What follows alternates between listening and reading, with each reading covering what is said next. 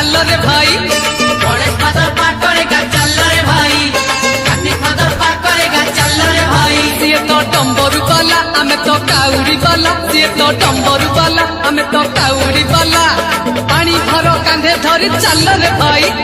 Ganesh father पार करेगा चल रे भाई, कार्तिक फादर पार करेगा चल रे भाई। बोला बोला बोला बाबा पार करेगा, चटिया चटिया चटिया बाबा पार करेगा, मणि मणि मणि मणि बाबा पार करेगा, दाड़िया दाड़िया दाड़िया बाबा पार करेगा।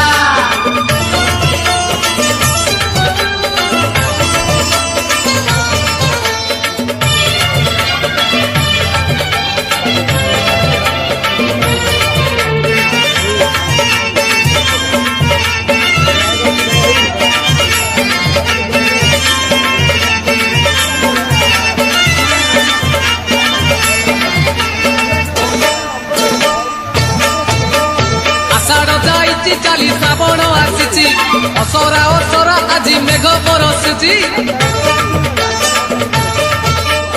आज परा सोमवार भारी शुभवार, चाली चाली जीवा आमे भोलार मंदिर।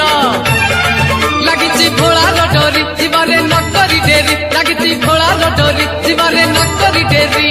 गोड़ गोड़िया घाट रे बुड़ पकेई गणेश फादर पार करेगा चल रे भाई, कार्तिक फादर पार करेगा चल रे भाई।